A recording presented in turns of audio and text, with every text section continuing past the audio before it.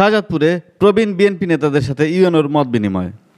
গত 5 আগস্ট শেখ হাসিনা সরকারের পতনের পর ক্ষমতার পালাবদলে পরিবর্তন হয়েছে সারা দেশের চিত্র। এই হাওয়া লেগেছে সিরাজগঞ্জের শাহজাদপুরেও। এরই ধারাবাহিকতায় উপজেলা নির্বাহী অফিসারের আমন্ত্রণে তার সাথে সাক্ষাৎ করেছেন উপজেলা বিএনপির এক অংশ। বুধবার উপজেলা যুবদলের সাবেক সফল সভাপতি, সাবেক সিরাজগঞ্জ জেলা যুবদলের সভাপতি প্রবীণ বিএনপি নেতা মোহাম্মদ জয়নাল আবেদিনের নেতৃত্বে আরও উপস্থিত ছিলেন উপজেলা বিএনপির সাংগঠনিক সম্পাদক 23 বছর কারারুদ্ধ আমির হোসেন সবুজ, পৌর বিএনপির সিনিয়র সহসভাপতি রেজাউল ইসলাম রাজা, উপজেলা বিএনপির সাবেক প্রচার সম্পাদক মোহাম্মদ হারুনা রশিদ ঠান্ডু, রিয়াজ খান মজলিস ও রমজান শেখ সহ প্রায় অর্ধশতাধিক নেতাকর্মীর উপস্থিতিতে ইউএনও মোহাম্মদ কামরুজ্জামানের সাথে সাক্ষাৎ করেন তারা। এ সময় পুরাতন বিএনপি নেতৃবৃন্দের সাথে শাহজাদপুর উপজেলার আইনশৃঙ্খলা, অবৈধ অস্ত্র উদ্ধার, ব্যবসায়িক সিন্ডিকেট ভাঙা সহ সার্বিক বিষয় নিয়ে আলোচনা হয়।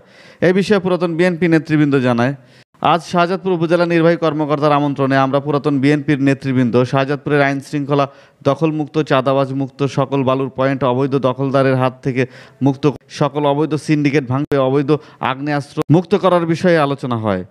সকল ধর্ম এবং সকল রাজনৈতিক মতের নেতাদের সমন্বয়ে বৈষম্য বিরোধী কোটা সংস্কার আন্দোলনের নতুন বাংলাদেশ নতুনভাবে গড়তে হবে এবং শাহজাদপুরের উন্নয়নে সাবেক সংসদ সদস্য মরহুম কামরুদ্দিন এহিয়া খান মজলিস সরওয়ারের শাহজাদপুরের সকল উন্নয়নমূলক কর্মকাণ্ডের একটি দালিলিক ফিরিস্তি উপজেলা নির্বাহী কর্মকর্তার হাতে অর্পণ করা হয়।